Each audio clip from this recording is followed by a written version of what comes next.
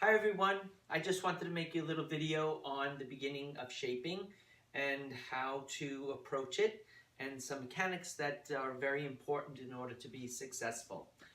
If you've never done any shaping before, there's a few things we want to keep in mind. Number one, you need a clicker or a word such as yes or a sound. I like to use sometimes yip, or you can make a clucking sound, whatever you'd like. But you want it to be clean and distinct rather than a word that you might use all the time, such as good. So that's why I might use yes, even though people do use that a lot. A clicker is really sometimes the best because it is unemotional, so you can't impart any of your emotional feelings about what your dog just did. It's the same sound each time. So many professionals tend to like the clicker when shaping a behavior because we keep our emotions out of it.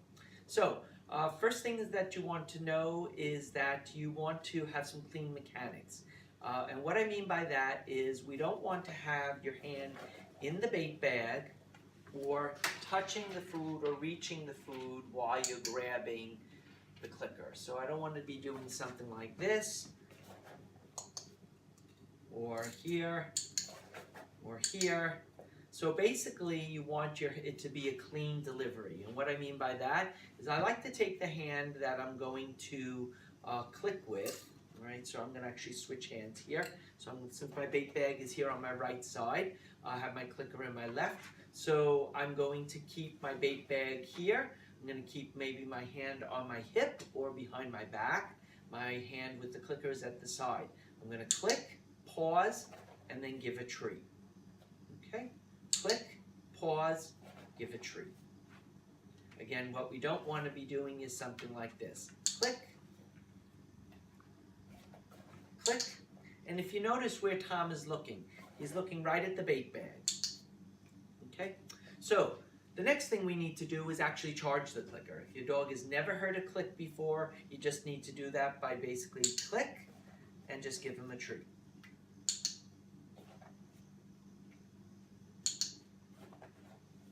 And sometimes I like to change the position of where the food is coming from.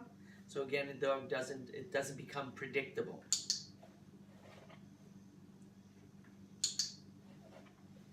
Okay, I could also toss it on the floor. I'm going to use this object that Tom has never seen before. It's very important that when you put down the object or toss it on the floor that you're ready and prepared, because we want to capture any interaction or sniffing or touching that the dog might do. All right, so very, very important that you do this. Okay, so and remember, the dog has no idea what you want. So again, any little approximation, we're going to give them a click.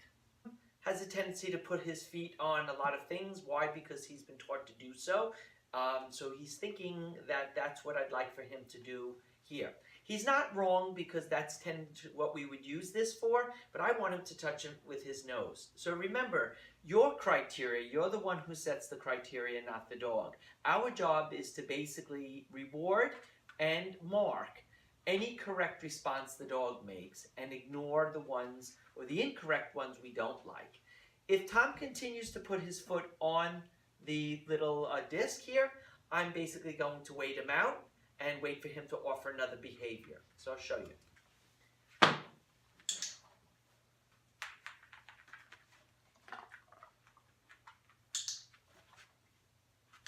Now, Tom continues to want to touch it with his foot. So I'm going to do something a little bit different, which perhaps you could have started from the beginning, is I'm going to hold it.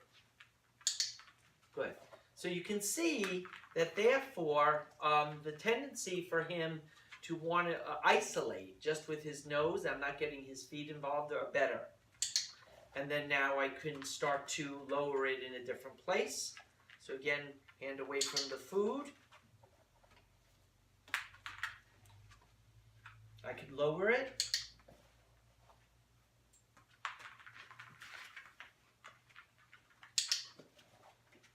So this way I'm getting nice clean repetitions without his feet, so I don't confuse him. I'm going to try to lower it a little bit more.